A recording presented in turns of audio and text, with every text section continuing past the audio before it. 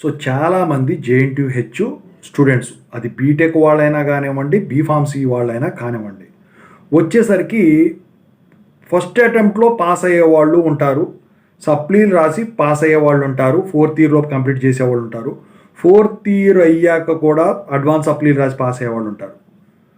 అయితే advanced supply దాకా రాసి పాస్ అయ్యే వాళ్ళకి వరకు ప్రాబ్లం క్లియర్ చేసుకుంటే, ఇక ఆ తర్వాత రాసుకునే వాళ్ళకి ఏంటంటే కొంతమంది ఉంటారు. ఎందుకు చెప్తున్నానో ఇదంతా మీకే అర్థమవుతుంది. అయితే వాళ్ళు వచ్చేసరికి ఏంటంటే, మీరు కనుక ఇంకా ముందుకు సాగాలనుకుంటే మాత్రం ఈ లోపే చేసుకోండి. ఇంతకీ అదేంటి, దేని గురించో చెప్తాను. ముందుగా అయితే ఇంతవరకు ఈ ఛానల్ సబ్స్క్రైబ్ చేసుకుని వాళ్ళు ఎవరైనా ఉంటే సబ్స్క్రైబ్ చేసుకోండి, ఈ వీడియోని లైక్ చేయండి, షేర్ చేయండి. మీకు ఏమైనా డౌట్స్ ఉంటే కాల్ మీ 4 ద్వారా కాల్ చేయండి. Telugu engineering education Telegram YouTube channel subscribe చేసుకోండి, జేఎన్టీ యూనివర్సిటీ అప్డేట్స్ ఛానల్ కూడా. ఇక టాపిక్లో వెళితే ఏంట్రా బాబు అంటే, చాలామంది స్టూడెంట్స్ ఇప్పుడు జాబులు బయట బాగా తగ్గినాయి అని చెప్పేసి ఎంటెక్ ఎంఫార్మసీలు జాయిన్ అవడానికి పీజీ సెట్లు రాస్తున్నారు. గేట్లు రాశారు, అది పక్కనెట్టేసేయండి. పీజీ సెట్లు రాస్తున్నారు. అయితే ఈ పీజీ సెట్ రాసిన తర్వాత అందుట్లో క్వాలిఫై అయినా, లేకపోతే క్వాలిఫై కాకపోతే మేనేజ్మెంట్ ద్వారా అయినా వచ్చేసరికి ఎంటెక్కో ఎంఫార్మసీయో జాయిన్ అవుదామని బలంగా ఇది చేస్తూ ఉంటారు. అయితే ఇక్కడ మీరు గమనించాల్సిన విషయం ఒకటి ఉంది. మీరు పీజీ సెట్లో క్వాలిఫై అయ్యారు అనుకుందాం, ఫస్ట్ కేస్. అయితే ఇదంతా ఈ పీజీ సెట్ ఎగ్జామ్ జూన్లోనో ఏముంటాయి కదా, సెట్ ఎగ్జామ్ తెలంగాణది. సో మరి మీకు అడ్వాన్స్ సప్లీ వరకు వేసుకున్నాం. ఫర్ ఎగ్జాంపుల్ 2025 పాస్డ్ అవుట్ వాళ్ళు వేసుకున్నాం. అడ్వాన్స్ సప్లీ వచ్చేసరికి ఆగస్టులో పెట్టారే అనుకుందాం, జూలైలోనో ఆగస్టులోనో, ఎందుకంటే ఎగ్జామ్స్ ముందు జరిపారు కాబట్టి ఆగస్టులో ఉందనుకుందాం. అయితే ఈ పీజీ సెట్ రిజల్ట్ ఈ లోపు వచ్చింది, మీరు క్వాలిఫై అయ్యారు అనుకుందాం ఫస్ట్ కేసులో. అయితే ఈ 4-2 అడ్వాన్స్ సప్లీ లోపు మీరు ఇంకా పాస్ కాలేదు, కౌన్సిలింగ్ డేటు 4-2 అడ్వాన్స్ సప్లీ అయిపోయిన తర్వాత ఇచ్చాడే అనుకుందాం. అప్పుడు మీరు ఈ అడ్వాన్స్ సప్లీ రాసి ఆ రిజల్ట్ కోసం వెయిట్ చేస్తూ ఉంటారు. అప్పుడే ఫస్ట్ కౌన్సిలింగ్ అయిపోయింది.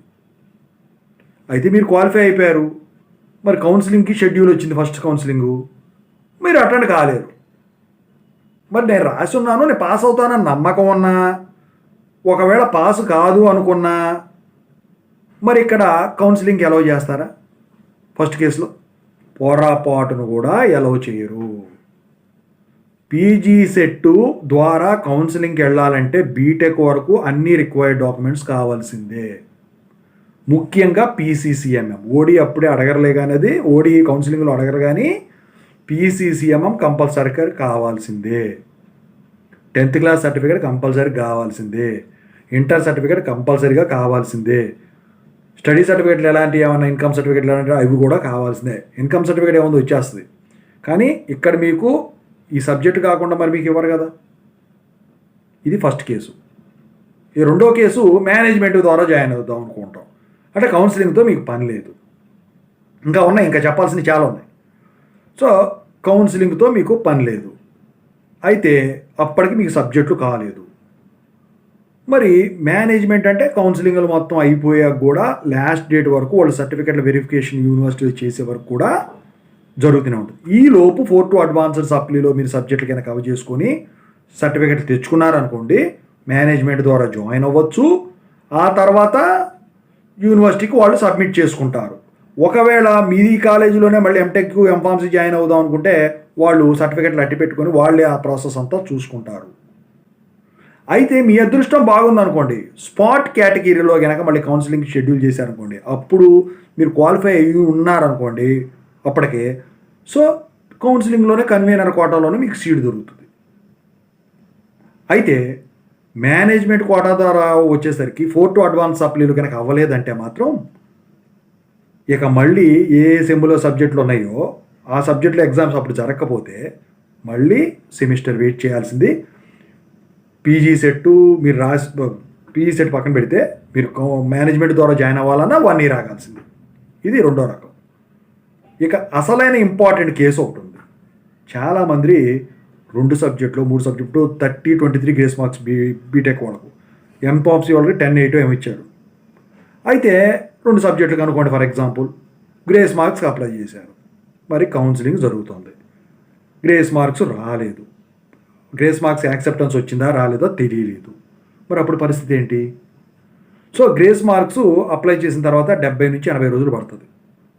మీరు ఎంత గింజుకున్నా కూడా కౌన్సిలింగ్ టైం దాటిపోయింది, కన్వీనర్ కోట ముగిసిపోతుంది అని మొత్తుకున్నా కూడా ఉపయోగం ఉండదు.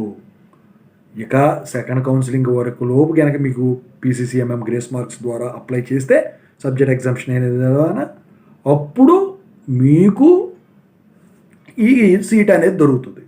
మరి మేనేజ్మెంట్ కోటాలో అప్పుడు జాయిన్ అవ్వచ్చా అంటే గ్రేస్ మార్క్స్ ద్వారా జాయిన్ అవ్వచ్చు. కాకపోతే అక్కడ వీళ్ళు యూనివర్సిటీకి సర్టిఫికెట్లు వెరిఫికేషన్ కోసం పంపిస్తారు మేనేజ్మెంట్ ద్వారా జాయిన్ అయ్యే వాళ్ళకు. ఓకేనా? ఆ టైం ఉండాలి. ఆ టైం దాటిపోయింది అనుకోండి, అది కూడా కుదరదనమాట. ఓవరాల్గా మీరు తెలుసుకోవాల్సిన విషయం ఏంటంటే జేఎన్టీహెచ్ స్టూడెంట్సు మీకు ఎంటెక్ జాయిన్ అవ్వాలంటే కౌన్సిలింగ్, ఎంఫార్మసీ జాయిన్ అవ్వాలంటే కౌన్సిలింగ్ ద్వారా అటెండ్ అవ్వాలంటే సబ్జెక్టులు అవ్వకుండా కుదరదు. They don't allow you for the counselling. అయితే ఒక అబ్బాయి పోయిన సంవత్సరం కామెంట్ పెట్టాడు, నేనేంటంటే అండి పాస్ అయ్యానండి, అయితే నేను చాలా దూరంలో ఉండటం జరిగిందండి, నేను కొత్తగూడెంలో కౌన్సిలింగ్కి ఎటువంటి మనిషి అటెండ్ అయ్యే పని లేకుండా మా సార్లే మేనేజ్ చేసి నా సర్టిఫికేట్లు ఇస్తే తీసుకెళ్ళి అక్కడ కౌన్సిలింగ్లో చేసి తీసుకొచ్చారండి. అంటే మరి మీకు ఎలా కుదిరిందో నాకు తెలియదు కానీ బ్రదర్, అది ఇదివరకు యూనివర్సిటీలో చేసేవాళ్ళు ఎంటెక్ ఫార్మసీ కౌన్సిలింగ్. ఇప్పుడంటే బీటెక్ లాగా చేస్తున్నారు, కానీ క్యాండిడేట్ లేకుండా, ఫిజికల్ అపీరెన్స్ లేకుండా క్యాండిడేటు కౌన్సిలింగ్ చేయడం అనేది హైలీ ఇంపాసిబుల్. అయితే కాలేజీ వాళ్లకు అక్కడ కౌన్సిలింగ్ చేసే వాళ్ళు ఉంటారు కదా స్టాఫ్, వాళ్ళకి ఏమన్నా రిలేషన్ ఉంటే తప్ప, ఏదైనా కాంటాక్ట్ ఉంటే తప్ప అలాంటివి అయితే కుదరవు. ఓకేనా? ఒకవేళ నిజంగా ఇలాంటిదే కనుక జరిగినట్టయితే మీరు గుడ్డిగా సర్టిఫికెట్లు ఇచ్చేసి ఊరుకోవడం కాదు, మీ అడ్మిషను సంబంధించిన అలాట్మెంట్ ఆర్డర్ ఒకటి ఇస్తారు.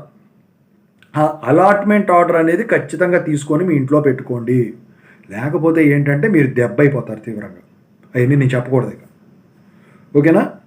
సో ఏమేం డాక్యుమెంట్ కావాలి ఏంటి అని చెప్పేసి నేను తెలుగు ఇంజనీరింగ్ ఎడ్యుకేషన్లో ఈ వీడియో పెట్టానండి. ఇది మీరు సెర్చ్ చేస్తే దాంట్లో దొరుకుతుంది. ఓకేనా? సో అందులోకి చూసుకోండి. సో ఏదేమైనప్పుడు కూడా మీరు with in the time complete చేసుకుంటే మీకు అంతా మంచి జరుగుద్ది. లేకపోతే మాత్రం మీరు ఇబ్బందులు పడతారు. అంటే హయ్యర్కి వెళ్ళాలో వద్దు అనుకుంటే మాత్రం ప్రాబ్లం ఉండదు. కాకపోతే దీన్ని వెళ్ళాలి అని ఆశ పెట్టుకునే వాళ్ళకి దెబ్బ అవుతుంది.